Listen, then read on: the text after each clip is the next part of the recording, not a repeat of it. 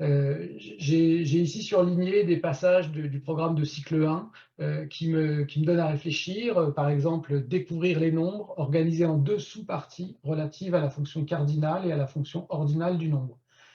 Ce qui me semble vraiment dommage, c'est que ce soit deux sous-parties qui soient vraiment dans les programmes traités complètement indépendamment, alors que ce qui est fondamental, c'est justement l'articulation des deux fonctions en permanence, parce que le nombre se construit justement dans la dialectique ordinale-cardinale et pas seulement en regardant la fonction ordinale d'un côté et la fonction cardinale de l'autre.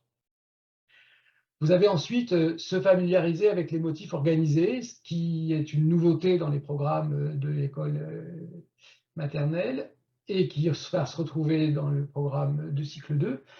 En fait, nul n'est besoin d'être devin, il suffit de regarder les évaluations internationales pour comprendre que dans les pays à l'étranger, il y a beaucoup comment dire, de pré-algèbre, comme on dit, c'est-à-dire de suites logiques, etc. On les retrouve aussi dans les tests, et je pense que là, il y a une volonté du ministère de demander aux enseignants de préparer les élèves à subir les tests pour que les résultats soient meilleurs. Quand je regarde, effectivement, je retrouve exactement le même constat que celui de Sylvie en français. La progressivité du programme est organisée selon l'âge des enfants, avec une liberté qui est celle d'aborder une notion dès qu'ils ont pu observer chez les élèves l'acquisition des prérequis nécessaires. En revanche, je suis très inquiet de ne pas retrouver cette précaution au cycle 2, où on a un peu l'impression que les élèves sont, comme le disait Sylvie précédemment, des élèves qui atteignent les objectifs systématiquement au moment prévu.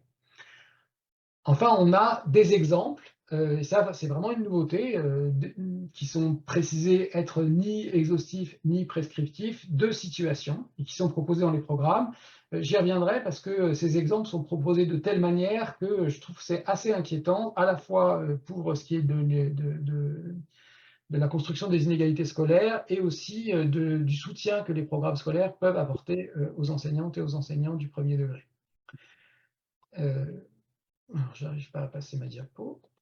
Voilà. Alors, je voudrais prendre une situation, je ne sais pas, j'espère qu'elle est bien connue, qui est d'indiquer avec le titre «Dénombrer une collection». C'est la situation dans le langage courant des professionnels, on appelle la situation des voyageurs.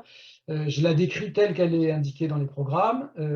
Demander d'aller chercher juste ce qu'il faut de voyageurs pour qu'il y ait un voyageur sur chaque siège et qu'il n'y ait aucun voyageur sans siège, ni aucun siège sans voyageur. Entre parenthèses, d'abord sans limiter le nombre de trajets de l'élève, puis en un seul trajet. Donc vous imaginez une forme d'autobus, par exemple, dans lequel il y a des places assises, et puis il faut aller chercher les voyageurs, donc juste ce qu'il faut de voyageurs. Telle qu'elle a été construite, cette situation qui s'inspire de la recherche, c'est une situation qui oblige l'élève à trouver les moyens de faire justement qu'il n'y ait ni siège sans voyageur, ni voyageur sans siège. L'idée est que les élèves construisent la fonction du nombre comme mémoire de la quantité.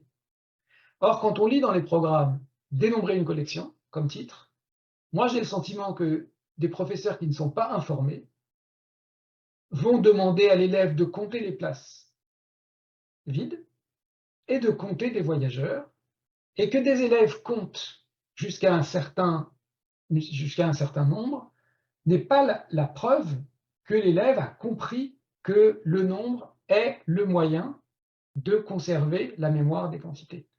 Et donc là, pour moi, il y a vraiment une confusion quant à l'objectif de la situation. Après, cette situation-là, pour qu'elle soit profitable aux apprentissages des élèves, elle nécessite différentes étapes.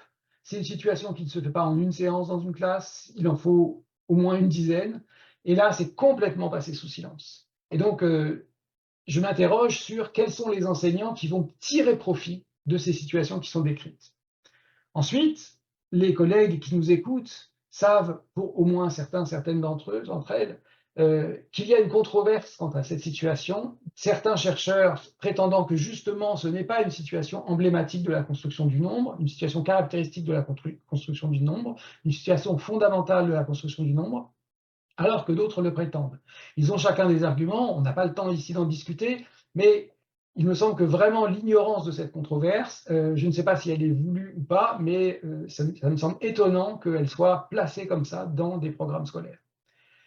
On a ensuite toute une cosmétique idéologique des sciences et neurosciences cognitives qui est, bon, évidemment, on le voit bien en lien avec les choix du Conseil scientifique de l'éducation nationale. Et on voit, comme il est écrit là, et comme il est aussi écrit dans le guide pour la construction du nombre à l'école maternelle, les jeunes enfants possèdent des intuitions très précoces sur les quantités. Ces intuitions vont leur permettre de comparer de façon approximative des quantités, voire d'effectuer des opérations arithmétiques simples sur des quantités. Personnellement, je pensais qu'on effectuait des opérations arithmétiques sur des nombres. Il y a une confusion entre nombre et quantité qui est assez fréquente dans les travaux des neuroscientifiques qui s'intéressent aux mathématiques, que je trouve étonnante, voire regrettable dans un programme de mathématiques.